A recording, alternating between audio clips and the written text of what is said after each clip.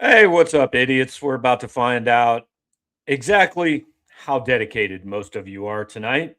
This is State of the Tigers. It is Monday, but we changed the time. I gave Cody Goodwin the week off. You just get to deal with me and Drew King and basketball talk for an hour. I'm going to have a special guest, so, hopefully that'll draw some more people in, but we're about to find out how many of you guys really care. If you care about yourself, if you care about your car insurance rates, you don't care about your agent, but you care about your rates. Give James Carlton a call, 314-961-4800. Check him out at carltoninsurance.net. James is going to save you money. I promise he's saving me money. He's saving Drew money. He says he's saving a lot of other people money. I have no reason not to believe him. I'm sure he would like to make you one of those people. So get in touch with James at 314-961-4800 or online at carltoninsurance.net. Welcome in Drew King. Now we will soon be a three-man show. We are now a two-man show, but Drew getting ready to go back on the road for another handful of days. Have you checked the drain plug? Is everything attached where it should be? So far, so good, Gabe. I think the car is ready to get back out on the road.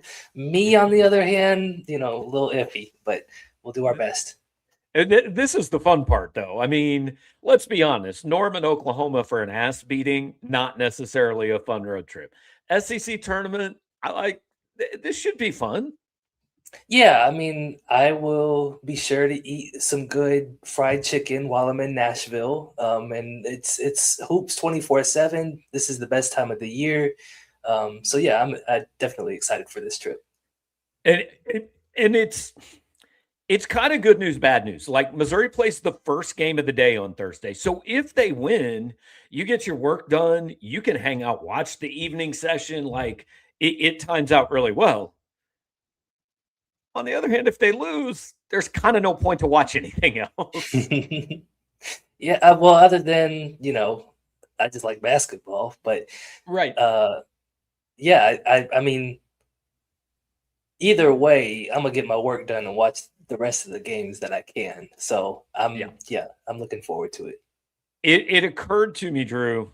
I am I'm a selfish person. I really only look at this to what's good for me. Yeah, yeah. It is possible that we have covered our last evening game. It's possible we've covered our last game that starts after noon. Like, Yeah, I like that.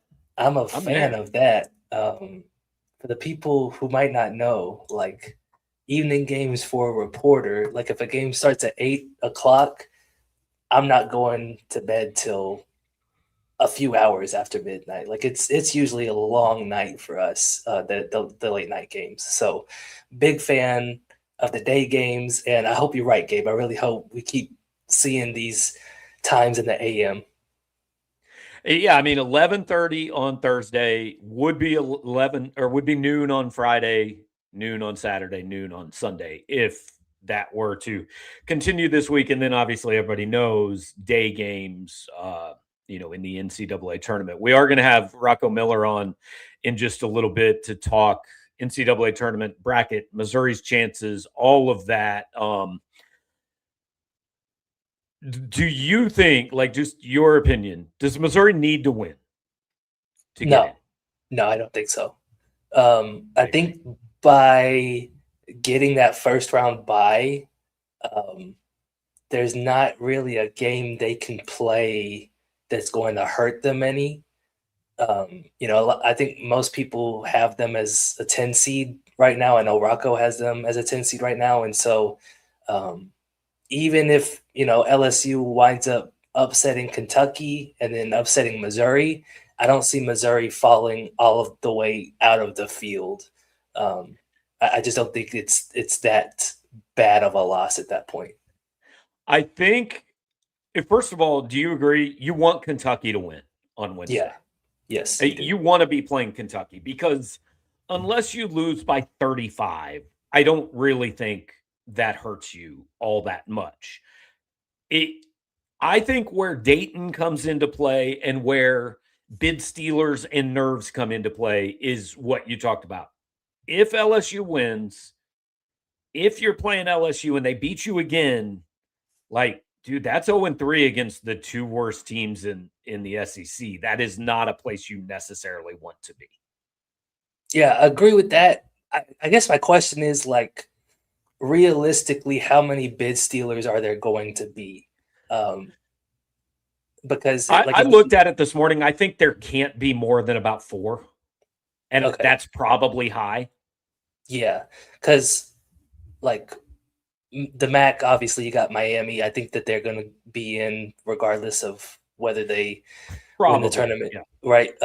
Same with probably St. Louis, although I'm less sure of that now. Mountain West, I think they usually get a couple teams in anyway. So yeah, I'm not sure who else the team would be that can like sneak up and steal the spot from Missouri if they don't win their tournament.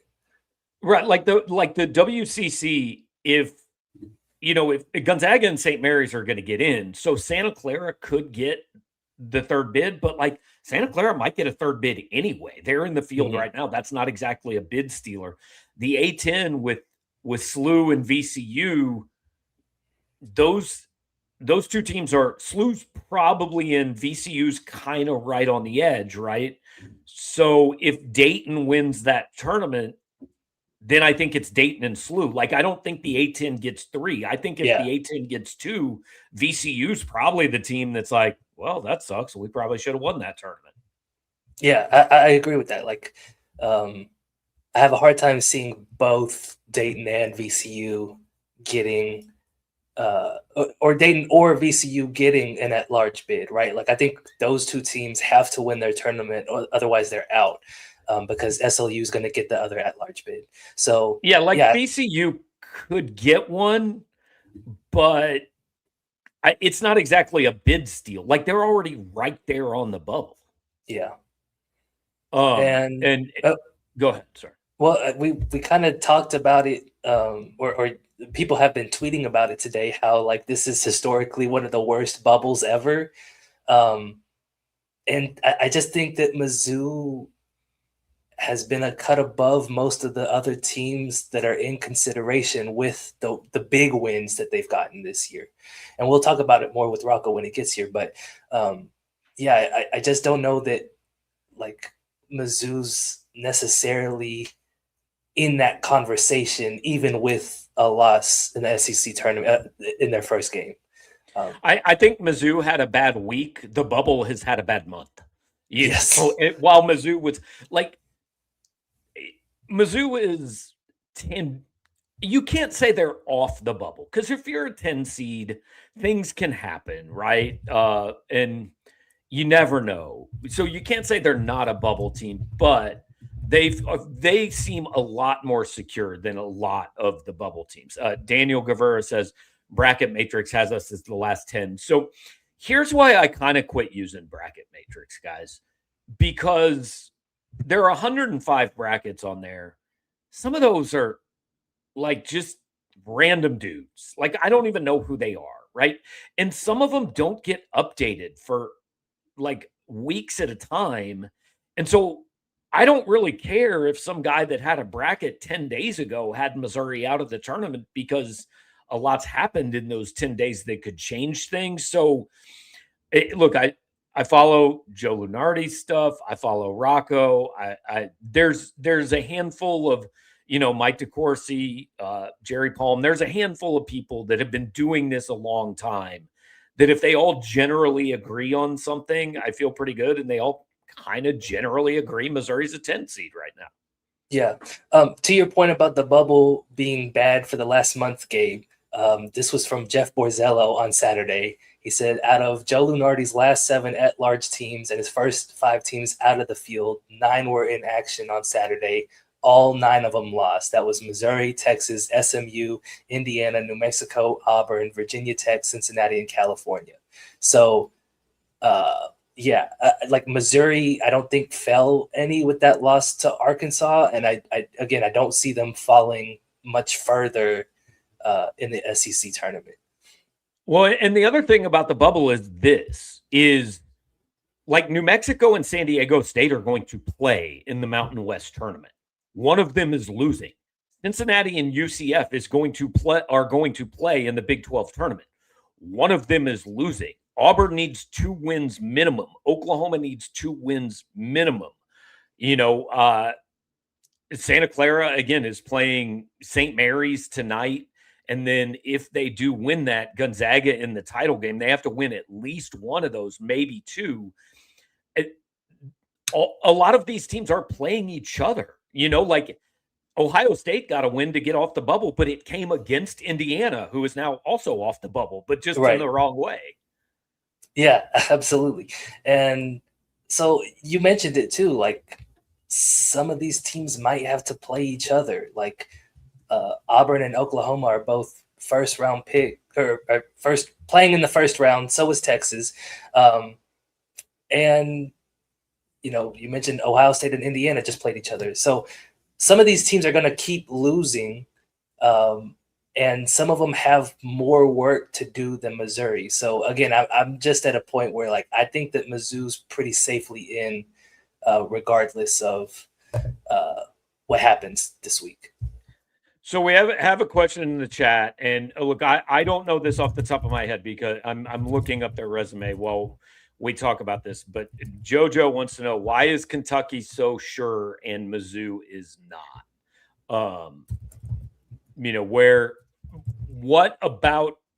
Why do you think Kentucky, I think generally is about a 7 seed right now? What is it about Kentucky you think that has them, like they're 5-10 in quad 1 and 5-2 in quad 2. So they played a little more a little more of those quality of games, but the resume isn't that different. Yeah, I saw something today. I wanted to double check it. So give me just a second here.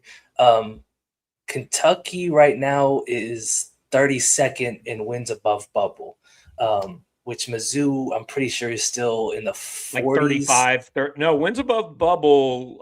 I can look it up, but last I knew, Missouri was 36, I think. This is Missouri's. Now they're 39th. Wins above bubble, Missouri now 39th. Okay, maybe I'm looking at the wrong page. I got you. On Bart Torvik, it says that they are 41st in wins above bubble. Okay. So just a better resume. Their non-conference slate was tougher, and they picked up some bigger wins than Missouri did there. They beat Indiana, they beat St. John's. They came pretty close to beating North Carolina. So I think that overall the resume is a little bit better. Obviously, Kentucky didn't, perform as well in SEC play. But actually, they did. They performed exactly as well. They just lost a game to Missouri. Sure. I mean, like compared to, well, no, I guess you're right. All right. So I think it really is just the non-conference slate. Yeah.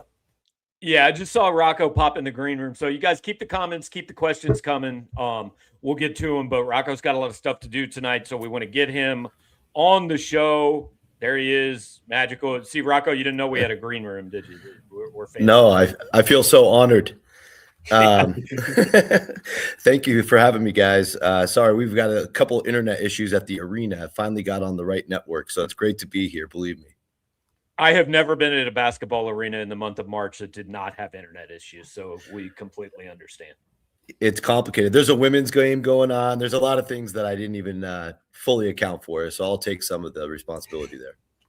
All right, so for those of you guys don't know, Rocco Miller, he does his bracketology is at bracketeer.org, works with Field of 68, works with, I don't know, there was somebody else on your Twitter bio, Basket Review. I've seen you on ESPN before. Like, you just kind of work everywhere.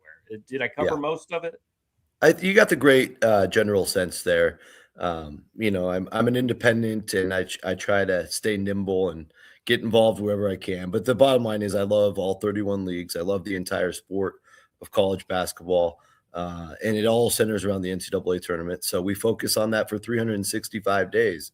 It never stops because I help with scheduling all spring and summer. In fact, a lot of people don't know this, but I'm actually busier during the months that John Rothstein's actually sleeping.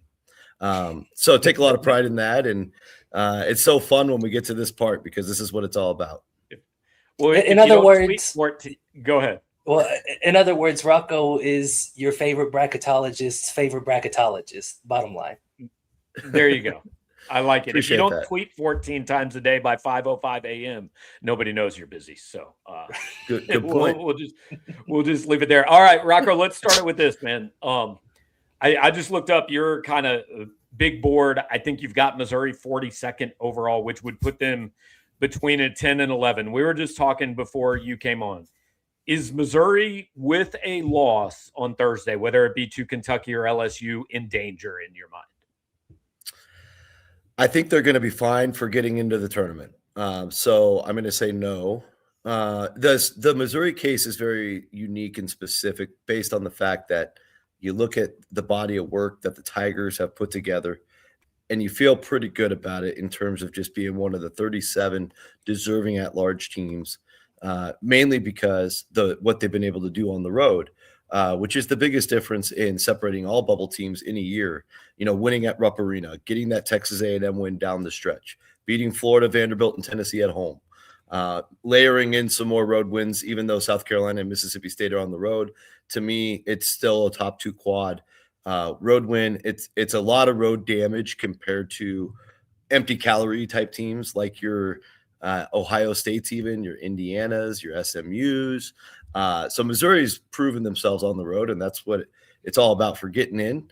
My concern with Missouri and why they fell to 42 is I think the audience, if they aren't aware, the seeding process is a little bit different. And I'm trying to do my best to project what's actually going to happen this week. And I had to do a little bit of a tweak, but I think the Mountain West is a really important tournament this week because Utah State's the only team that's played their way into the at-large pool entering the week. However, there's 7 or 8 other teams that have nearly, as good of a chance as Utah State to win it, and there's a much greater chance than 50-50 that league's going to get 2 bids. So I took a spot away. You probably noticed that on the big board today. And of course, you guys know by now, all the teams on the bubble trying to work their way in lost on Saturday, which was great news for teams like Santa Clara, who I'm with here today, VCU on the Atlantic 10 side, who didn't play on Saturday. And then when you get into seeding, Missouri starts to really get negotiable because you look at like the resume side, wins above bubble today, guys. We have a 3-way tie between St. Louis, Missouri, and Santa Clara. They have the exact same decimal point of 1.55. I don't think that matters that much, but I say that because then you go to the power numbers for seeding, which I think is an easy thing to look at. And Missouri is clearly behind those 2 teams with things like the net, Ken Palm, et cetera. So you start sliding Missouri down the scale. Plus, like in my mind, and this could be conspiratorial to a degree, I think the networks would prefer to get at least one SEC team in Dayton. I could be completely wrong, but Missouri would be the easy choice as long as Auburn's not going to the dance. So they fit this very perfect spot there, unless they give that spot to Texas A&M or Texas. And that was part of the decisioning. So when I'm forecasting, I'm trying to forecast with absolute precision, and that's how I landed there. Well, Rocco, just to twist the knife for everybody a little bit, how different would the picture look had Mizzou won its last 2 games rather than lost them? Yeah, I don't even think they'd be in the Dayton conversation. I think either one of them gets that done. Arkansas would be a very impressive win, albeit it's another home win, but it just raises the floor every time you get a quality win. The Oklahoma road win, again, road wins are so important. So it would have been their 3rd best road win, a team that's playing extremely well down the stretch with a really strong set of power numbers for a team that's not going to the NCAA tournament. Oklahoma's now a top 50 Ken Palm, the top 50-ish net. So either one of those wins would have got the floor a little higher and a little bit out of the conversation. That conversation would have probably pivoted to Texas or Texas A&M. Now it's kind of easier with those 2 losses to just make the Missouri, if a SEC team is going to slide down to the 11 range, I think that would be Missouri at this moment. Well, the fun part about this week to me is obviously we're going to watch every game in the SEC, and hey, Texas A&M, Auburn, Oklahoma, some of that matters for Missouri. But I was going through some of these bubble teams. Missouri fans might have more interest in the ACC tournament than anything. There's 5 bubble teams in the ACC right now, I think. If you extend it out a little bit and include like Stanford and Cal, who are some of those teams across the country that you think Missouri fans should be keeping an eye on if, hey, we want to stay out of Dayton, or if the worst happens and we lose on Thursday, who else do we need to lose? Yeah, well, the thing is the bubble imploded. The teams that are like the traditional bubble teams, right? Like a bunch of these ACC teams, whether you want to go SMU, Virginia Tech, California, now Stanford. Stanford did win. They were much further outside of the bubble coming into Saturday. Now you look at Stanford, and they're pretty darn attractive. It's amazing how that can happen in one performance, but those are all types of teams to me. Indiana, New Mexico, Auburn, all on that list as well. Cincinnati, Oklahoma themselves, all on that list for me. That really has to do something extraordinary this week to just get considered to be selected. Whereas I told you before, Missouri is in a position where I see them as getting in, like regardless. So a lot of for Missouri, the concern would be how many bid steals can eat the spots up to where they would actually consider removing the Tigers from the field. I don't think that initial list of extreme bubble teams that I just mentioned have a chance to catch Missouri. So it's more about the spots getting what I call repealed. And that could be the MAC with Miami, Ohio. I think Miami, Ohio is going to the tournament no matter what. If they fall in that tournament, there goes a spot. Mountain West, I'm already accounting for the Mountain West, so we'll just assume that's going to happen. You could have the Big East. I think the Big East is interesting.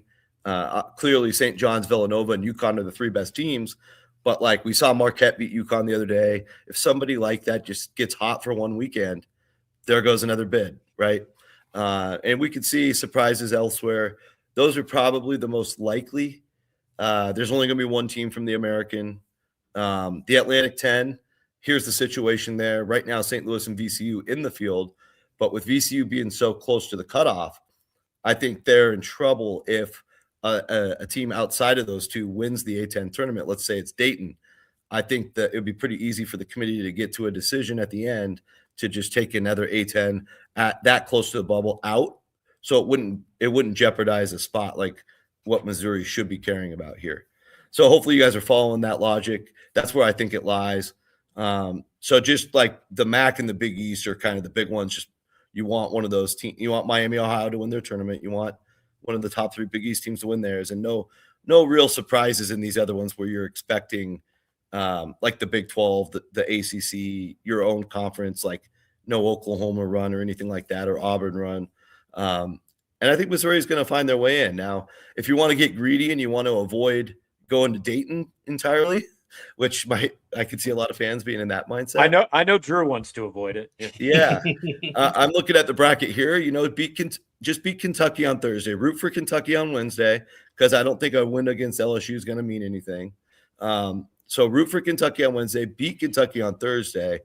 And I think that game is the first game of the day in Nashville, right, which is helpful because the committee should account for that. And that should help Missouri avoid that Dayton conversation. So lots of paths for Missouri to get to where they want to be in terms of avoiding Dayton. And I have mostly good news here tonight for your audience. Awesome. Well, I think something that the audience has been really curious about, Rocco, obviously they had 2 starters that were injured during the non-conference. It seems like Mizzou's been a pretty different team since SEC play started. And then on top of that, it's been reported that the NCAA is going to take into consideration that Mizzou played its game against Alabama while Charles Bediako was on the floor. And so I'm curious, like, what does that mean when the committee takes it into consideration? Like, I'm sure a lot of people want just the Alabama game to be scrubbed off the record, but what actually happens there? Yeah, well, you can't scrub it off the record entirely. You can't, because you can't prove that Missouri would have won. I mean, they lost the game by 26, right? So correct. I think the Cliff Notes version of the longer answer would just be that what do you bring into the dance? In some cases, like Cincinnati, that could be improved. They didn't have Jizzle James at the beginning of the year. Now they do. So you want to, just to be safe in my shoes, you want to evaluate Cincinnati just on their Jizzle James performances. The Bediako thing, I think they did a nice job of clearing up on the bracket preview show near the end of February. Keith Gill, I just give him tons of praise because he's been the best communicator as a chairman I've seen in the last decade, maybe longer. Very clear about that. Just said they went 3-2. The committee talked about it. We determined, at least for Alabama's side of that, they weren't that much better with him. You just saw Auburn. Auburn's a great example of that. Auburn fans all of last week, I go on the radio down there all the time, all over the state. And Auburn's biggest thing was Bediako played in that close loss. Well, then they played him without Bediako in the last game, and they lost even worse. They were better. But by that logic, they were better without him. So I think we're getting to a point with the committee where they're just going to take it for what it was. Because you can't prove it. It's all so nuanced anyway. What kind of stock can you put in that? On your first point about the Missouri injuries early, Missouri started 10-2. I would have to dive into exactly the game where player availability shifted, but they also started 12-3 and 2-0 in the league. So if you want to evaluate Missouri from January 10th on, they're still just an 8-8 team. They're a very average team, right? So with a couple important wins mixed in, but that road Kentucky game happened in those first two games, and the home Florida win happened in those first two games. So Missouri, those were the games where they got Trent Pierce and Jaden Stone back. So they got him back. Yeah. Yeah. So they were out for the Notre Dame loss, the Kansas loss, and the Illinois loss. And the Illinois loss. Yeah. Yeah. And then their first game back was Florida. And I think that could help them in like a Dayton. Like let's say Missouri's in the argument to go to Dayton or not. I think that could help because losing to Illinois by 43 and losing to Kansas by 20, obviously, a full team, you would imagine that might not be as severe in both cases, at least the Illinois one. And that, of course, screws up their Ken Pom, screws up their net, right? They got completely depleted in those games. So, yeah, I mean, that's the only way it's going to matter at this point because, again, where the committee is going to spend the majority of their time is making sure they get the right teams in. If they're off by one or two seed lines, maybe not two, but one seed line, those guys don't lose much sleep over that. Yeah. Rocco, I know you got to go. I want to ask you one kind of big picture question here before we get you out. I have said, if you give me Duke, Michigan, and Arizona, I'll give you the field. I feel pretty good about my chances of having the national champ.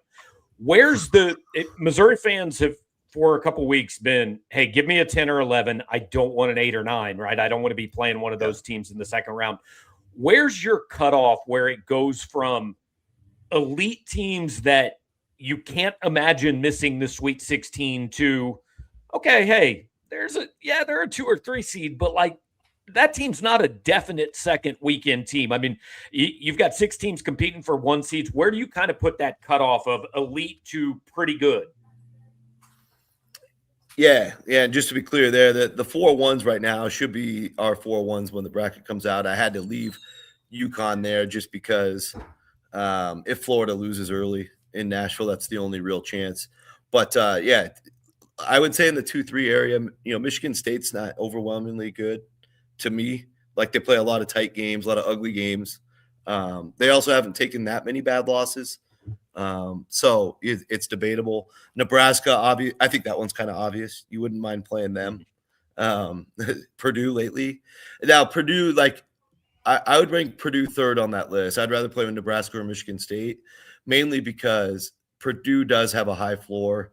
They're very, very fundamentally sound. I think the teams they've been losing to just have arguably better athletes.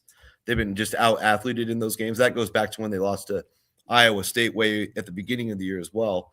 They lost all those games at home.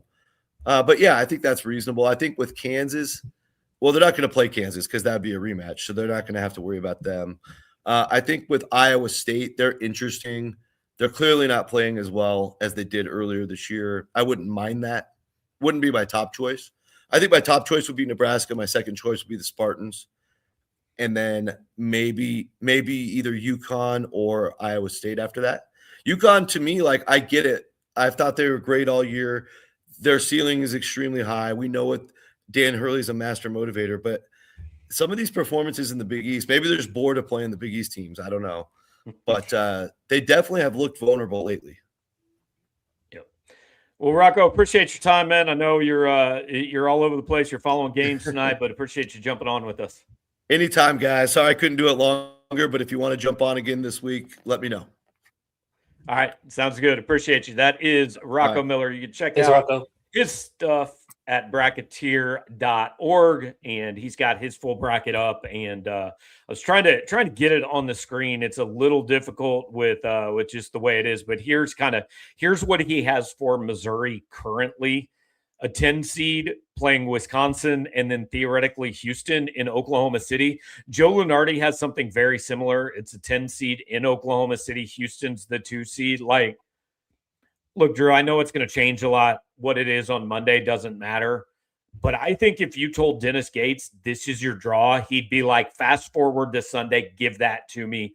Oklahoma City versus a Big Ten team, and then take my chances with Houston. Why not? Yeah, I think the Oklahoma City part you'd absolutely sign up for. You could also say like anyone in St. Louis, like that'd be the top choice for Dennis Gates. And I kind of like Wisconsin personally, and I definitely wouldn't want to run into Houston in the second round. I don't think that's a very good matchup for Missouri, but I mean, that's going to be the case with a lot of 2 seeds. So yeah, I don't think that's the worst option at all. Yeah, like I'm not saying Wisconsin sucks and guaranteeing Missouri would beat, but point is, like, their first game is going to be a toss-up, and their second game, if they get there, they are going to be a big underdog. Like, that's true no matter who you pair them against, right? Wisconsin, probably a 3 or 4 point favorite against Missouri. Houston, probably a 10 or 11 point favorite against Missouri. And change the names, that's going to be true in round 1 and round 2 no matter what. Yeah, I'm trying to think of. I probably need to pull a bracket matrix. Like, who are the other 7 seeds right now that could be in the mix for Missouri? I know Miami's kind of in that area. That'd be an interesting one. yeah, for sure. Can't play Kentucky. Villanova, probably want to avoid them if you can. I know nothing about. I could not name a single Villanova player. Like, I know nothing about Villanova since Jay Wright retired. I'm sure they're good, but I don't know. Bracket Matrix also has St. Mary's on the list, which I think that would probably be that's who Lunardi had him playing. Yeah, that's who Lunardi had him playing. Anytime you can get one of those, I guess they're technically a mid-major, but they're not really. They're also not really a high major. I don't know what to call St. Mary's. They're good, but they're also beatable. Like, I think that would be the team that I would want to draw if I'm Mizzou. Yeah, Daniel Guevara says BYU's playing its way close to the 7. I don't know that I want AJ DeBonta. No, not me. Because you know who's going to have to guard him? Jacob Cruz. Right. Oh, God, no. Oh, God, no. That'd be the Trent Pierce assignment, I would assume. But, like, look, the bottom line is it's going to be a 50-50 game. Whoever – I don't care if you're an 8-9 – anywhere between 6 and 11 – like, that's pretty much a 50-50 game in the first round. There's just not that much difference. Yeah, correct. Well, except for this year when the bubble's been horrible, right? Like, but like the teams that get in, like if Missouri's a 10 seed, is there a huge difference between Missouri and Wisconsin? No, not to me.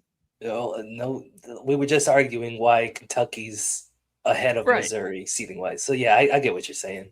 And like, yeah, Kentucky's a 6 seed, maybe cool, but I mean, Kentucky has talent, but nobody that draws Kentucky in the first round should just say, "Well, don't pack a second uniform. We're not playing after that." Mm-hmm. You draw Florida in the first round, you're going home pretty quick. You know that, but there aren't many teams that way this year.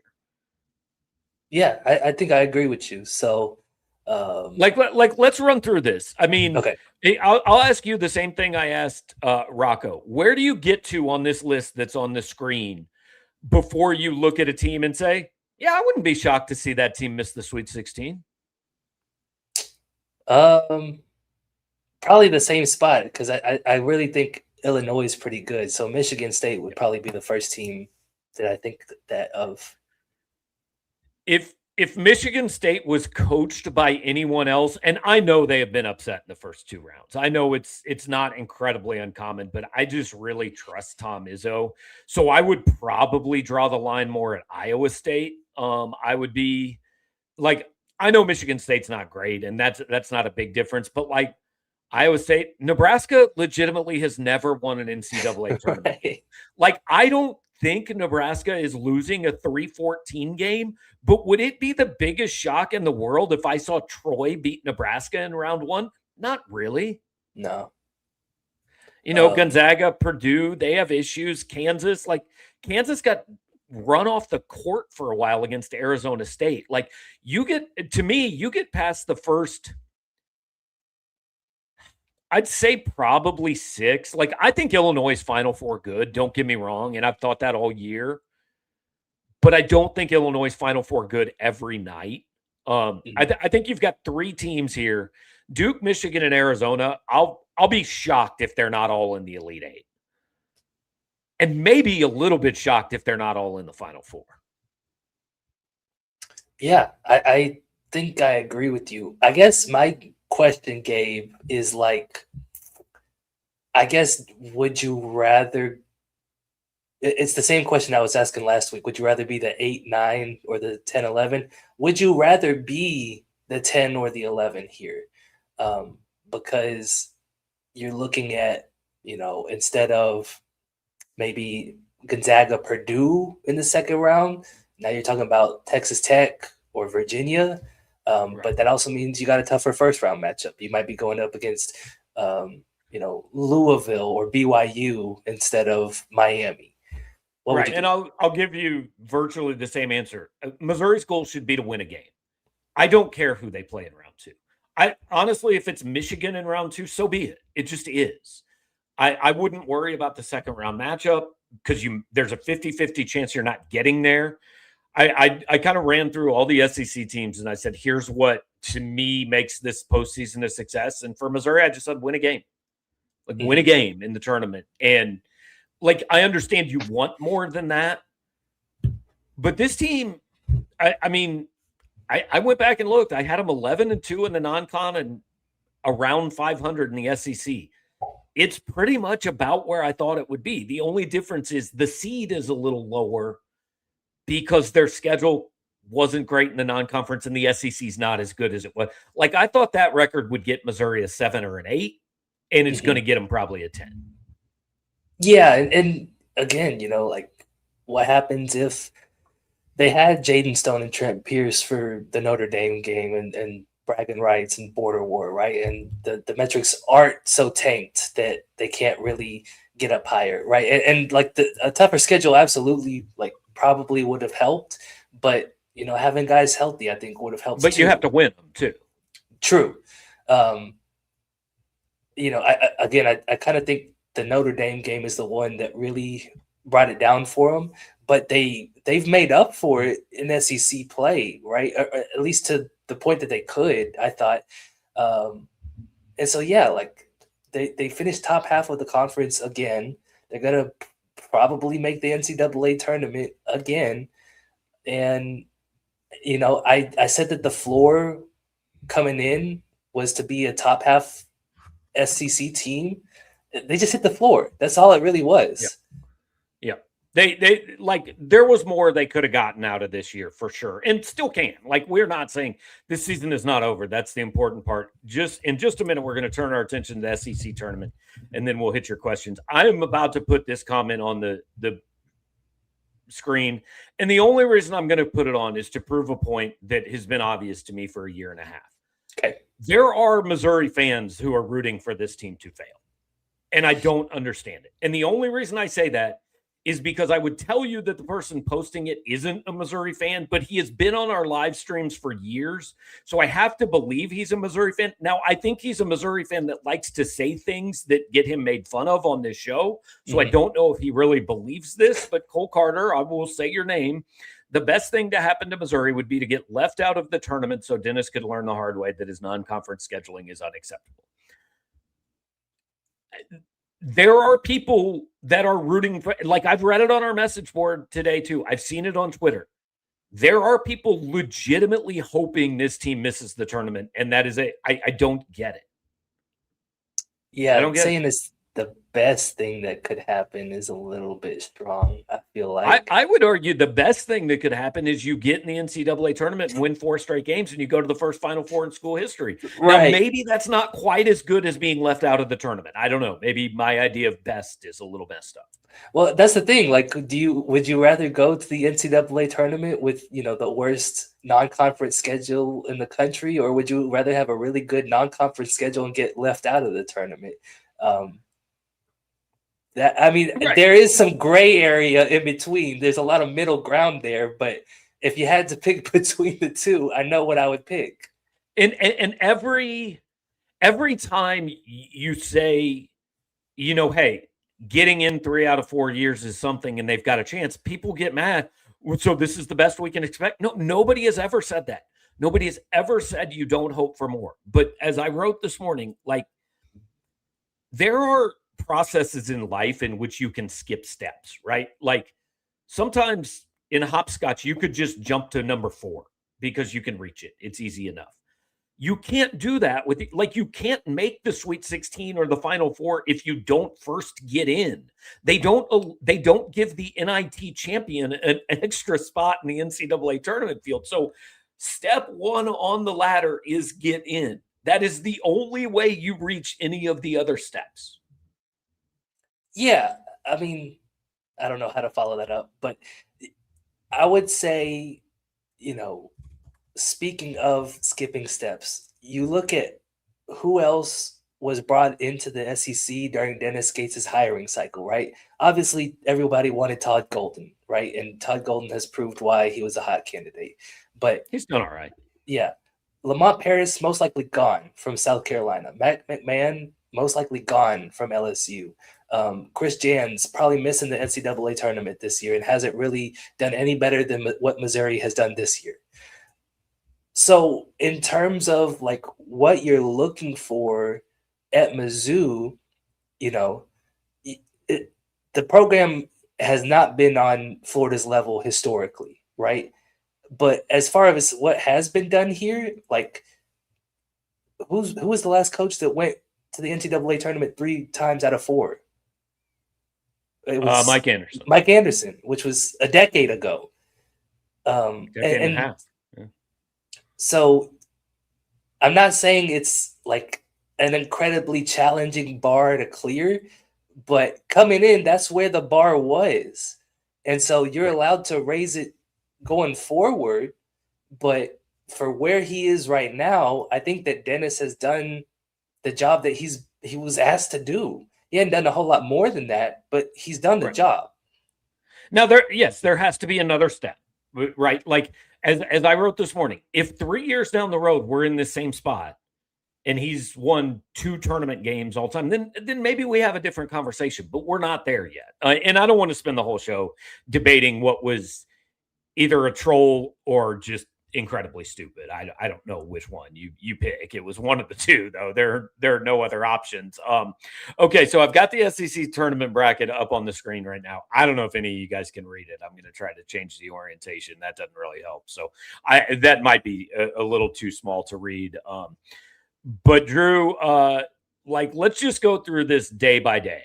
What interests you day 1 in the SEC tournament? Good question. Let me pull up a bracket that I can read. So I'm doing the same thing because I absolutely cannot read the one that's up there. Hopefully you guys can. I don't. Let me see. So day 1, the game that I'd be looking at really closely is Mississippi State Auburn. I think that has a lot of implications for Auburn. Obviously, it's a game that Auburn can absolutely lose because Josh Hubbard is just that good and can take over the game. So I think that's the one that probably has the most stakes to it on Wednesday. Okay, I'm going to go a little different place because to me, even if Auburn wins on Wednesday, they still have to win at least one more. Like, they have to beat Tennessee the next day to have any chance. I like Ole Miss, Texas. And I think Texas is very much in the same situation Missouri is. I think they're probably in the field. But, like, lose to Ole Miss might be a F around and find out kind of situation. That is not a game if you're Sean Miller's team that you want to lose, because I think it at least puts you in Dayton. And if enough things happen, it could it could knock you out of the field. I think they're a half step below where Missouri is right now. I mean, they finished a couple spots lower in the SEC overall. I think if Missouri's a 10 seed right now, Texas is kind of the border 10-11, and I would not want to lose to Ole Miss and wait around until Sunday. Yeah, again, like we kind of touched on, it was helpful for Mizzou to get the 8 seed, to get that first round bye, because you don't have to play in a game like that can like genuinely hurt your tournament chances. Like if Texas loses that game, that makes them really susceptible to like what Rocco was talking about, one of those bid stealers. Whereas I don't think Missouri is as susceptible to that in the second round. So yeah, I get where you're coming from. It's also, Chris Beard versus his former team. That's always fun. Oh yeah, I forgot that. Yeah. So, and Ole Miss had a couple of wins to end the year. They haven't played well at all this season, but they took one off of Auburn 2 weeks ago, a week and a half ago. So I think they're capable of winning in that one. Is there a team playing on Wednesday you think could be playing on Sunday? Tennessee, I think, is on Wednesday, really not on Thursday. On Wednesday. Sorry. Wednesday, Oklahoma. It's got to be Oklahoma. Who else is stopping them? And I like their draw. Like, South Carolina's not beating them. No. There's nothing special about Texas A&M. And then you get to Friday and you're playing Arkansas. Like, yes, that's tough. I think but you get past them, all of a sudden, hey, you're in the semis, and you're probably in the NCAA. If Oklahoma's playing on Saturday, they're in the NCAA tournament. Is wild. I wish we had time to ask Rocco about Oklahoma and just what do they need to do, because like if you judge them based on just the past 3 weeks, I would put them at like a 7 seed. But also, if games were 36 minutes long, Oklahoma would be a 3 seed. Yes. I mean, they are phenomenal for 36 minutes. And I know Missouri fans get frustrated watching this team try to close things out. Dude, I didn't even have a rooting interest, and I wanted to break my television watching the last minute against Texas. It was disgusting. From the 3-point line. Who does that? Disgusting. They gave up a 6-point lead with 27 seconds to go and still came back to win in overtime. Like, what the hell are you doing, Porter Moser? I was upset watching that. I forgot Porter Moser's the coach too. Like, he gets things done in March, so that's absolutely a team that can make a run here. All right, so what's successful for Missouri this week? I think beating Kentucky. That's the one where there's no doubt that they're an NCAA tournament team. There's no doubt that they're going to Dayton, that they're not going to Dayton. I mean, and I think you get some momentum back on your side after this past week where, you left something on the table. And I think that there's a lot of discouragement in the fan base right now after that performance against Arkansas, but they played pretty hard. They took them to overtime, and I get that Arkansas didn't have Darius Acuff, but they still got Malik Thomas, who's going to be a first-round pick. They still got some other guys who are going to go to the NBA. So, I think that Mizzou didn't necessarily play bad in that one, but they missed the opportunity in overtime. And so a win over Kentucky, you get the fan base back behind you. You go into Florida, which is a team they already beat. By the way, we didn't mention that game. You look at Missouri's side of the bracket, they've gone 7-1 against the teams they would play before the championship, and the one is LSU. Is that right? Yes. They beat Florida, they beat Kentucky, they beat Mississippi State, they beat Auburn, they beat Tennessee, they beat Vanderbilt. Okay. That's something. Well, and because I remember a couple weeks ago, somebody said the good news about getting the 3 seed is, when that was still possible, is you would avoid Florida till the title game. And I said, if I'm Missouri, the team I want to avoid till the title game is Alabama. Yep. I feel much better if I'm Missouri playing Florida than I do Alabama. Now, I am not predicting if Missouri gets there, I will pick Florida to win that game. I think that is most likely, but they have played Florida 3 times in the last 2 years, and the only loss was a close loss without Mark Mitchell in the lineup. Like sometimes, styles makes fights and matchups do matter a little bit. Like Florida is a better matchup for Missouri than Alabama is. I don't think there's any question about that. So I would take your beat Kentucky one step further. I would say the goal for this week is beat Kentucky and just acquit yourselves decently against Florida. Don't let what happened to Arkansas happen to you against Florida, right? Don't let what frankly has happened to a lot of teams against Florida, because Florida can beat anybody in this league by 30 on the right night. You'd kind of like that. I mean, it won't kill you. If you're coming off a win over Kentucky, the SEC tournament will still be a net positive. But I don't think you ever want a blowout to be the last impression. No, and I think that was like the loss to Oklahoma hurt the fans a lot more than the loss to Arkansas. If the loss to Oklahoma was closer, I think everybody feels a lot better going into this one. But because it was a 16-point loss and the team kind of looked listless there, I think a lot of people got upset about that. So you want to show some fight at least this week. And show that you can have some momentum going on your side going up against what's going to be probably a 6 or a 7 seed in the NCAA. And I completely understand the nervousness of this fan base right now, because you have played 31 games where there was always tomorrow, right? You got drilled by Illinois, but there was tomorrow. You got beat up by Kansas, but you knew you were getting another game. You pissed one away at Ole Miss or at LSU, but you knew you were playing again. Well, now, if you come out and you play 10 minutes like you played against Arkansas to start that game, it probably ends your season.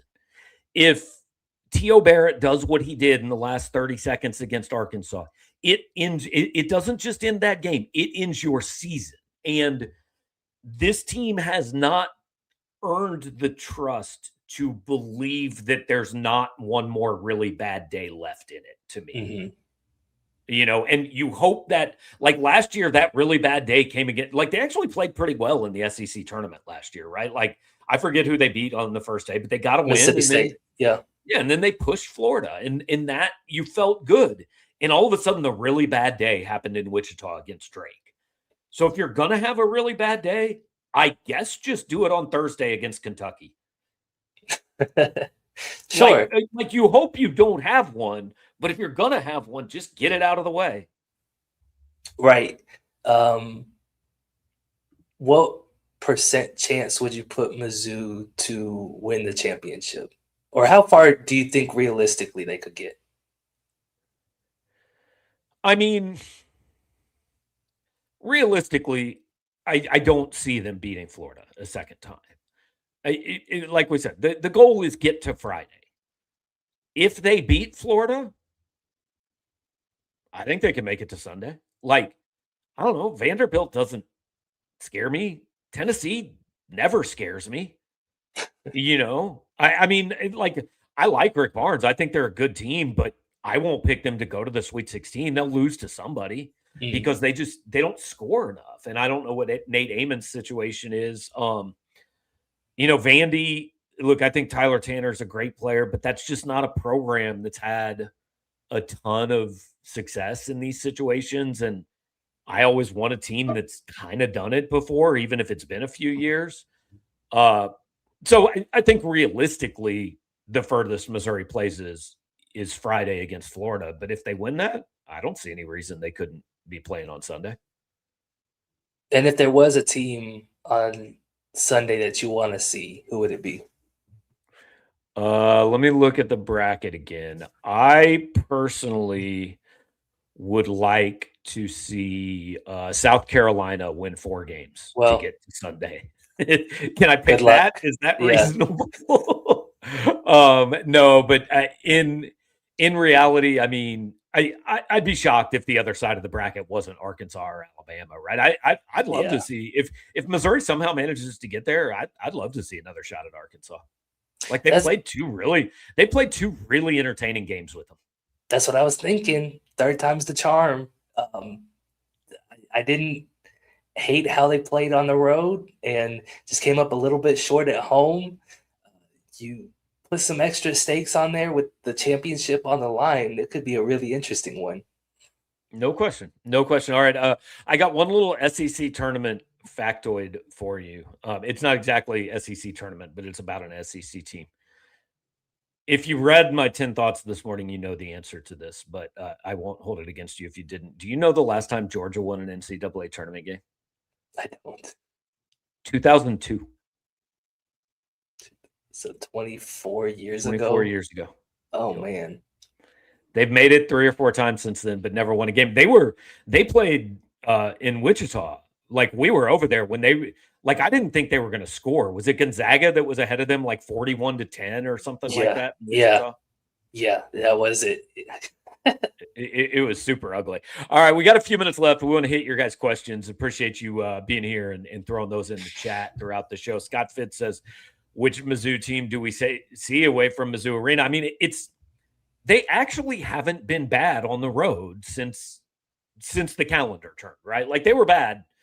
Notre Dame, Kansas, I don't count Howard. Notre Dame, Kansas, Illinois. They were bad away from Mizzou Arena to start, but like they were 4-5 on the road, 6-3 at home in the league. Like Missouri was not invincible at home. I didn't think there was a huge variance in the way they played at home and on the road, especially once you got past that whatever happened at Ole Miss and LSU early on. Yeah, I mean they beat Kentucky, they beat Oklahoma, A&M, South Carolina. That's who I was thinking of, and Mississippi State, and beat 2 of those teams by a lot. So, I'll still like stand up and say like Oklahoma is a better team than its record. I don't think that result was too surprising. The score was a little bit surprising, but like there was always a chance Mizzou was going to lose that one. So, I think that on the road, especially with me in the building, it hadn't been all that bad this year. Right. And also, like, they don't actually have any road games left. Now, Thursday is going to feel like a road game. I mean, Drew, you've been in Nashville and you've seen the Kentucky fans. Yeah. Like, once Kentucky's out, the SEC tournament kind of sucks because there's nobody there. Like, because Kentucky fans bought all the tickets, you know? So it will feel a little bit like a road game, but they already won in front of a Kentucky crowd. And I'll be honest, man, like, I don't think Kentucky fans are super happy and into this team right now. Does not seem that way. No, I understand it because they're Kentucky. Right. And they have a much higher expectation for their team. But yeah, like I don't know that they're head and shoulders ahead of Mizzou right now. No, I mean, they had basically the same season, you know, more or less, but Mizzou won the head-to-head game. JoJo says, which players are key for Mizzou to make a dent in the SEC tourney? He says Jaden Stone and Cruz. That would help. I'll let you answer first. I mean, pick 2 guys. So the 2 guys, and we're assuming Mark Mitchell is there. We're just assuming you get Mark Mitchell. So you get Mark Mitchell. I think that the guys who have to show up for Mizzou, it's definitely Jaden Stone. You need him hitting threes. And then I think that you need like the best version of Trent Pierce. I kind of wrote it today in the report card that I put out, but the success that Mizzou has had this year has been because of Mark Mitchell and Trent Pierce for the most part. Like Trent has started playing like he's actually 6'10", and when he's on, like Mizzou's kind of a different team. And so that's the guy that I turn to and say, like, he has to be your number 2 or your number 3 in just about every game moving forward for you to have a chance. I might not include Jaden Stone. I might go Trent Pierce, and we've talked about this for 3 weeks. I just don't trust Missouri's point guards. Like, I just don't. I need to come out of a game saying the point guards were were fine. Like they didn't, I'm not asking for 24 out of T.O. Barrett every night. If you get it, that's great. But I'd just take 14 and 4 assists and 1 turnover. Like that'd be great. Or 10 and 4 assists and 1 turnover. You know who had 3 turnovers in each of his past 2 games, Gabe? Jaden Stone. Jaden Stone. I read that you wrote that. Yeah. Yeah. Yeah. And I mean, look, to make noise in the tournament, like to beat Florida, you're going to need the best version of everybody. Like you're going to have to play the best game you've played all year to beat this Florida. Because I know Missouri beat Florida this year. Florida at that point wasn't Florida. Like we walked out of Mizzou Arena this year going, that's not the same team. Now they're the same team. Yeah. I think at one point I said, does Florida suck during the game? Yeah. Answer, Florida does not suck. Ark and Tiger, honest question at Christmas, who would have thought we were a tournament team anyway, playing with house money now? A little bit. Yes. It is okay to change expectations as you go. At Christmas, nobody thought this was a tournament team.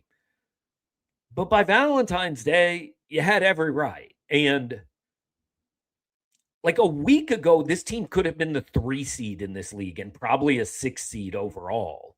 So it is okay to be disappointed that they've fallen off a little bit since then. But that doesn't mean they still can't, make a little run to get back closer to what you hoped. Yeah, and you're playing with house money, but it's not a lot of house money. Not till round 2, you're not. Yeah. So I wouldn't go that far. Drew, what result, and I'm not talking about the SEC tournament, but what result would end with no Missouri fans unhappy?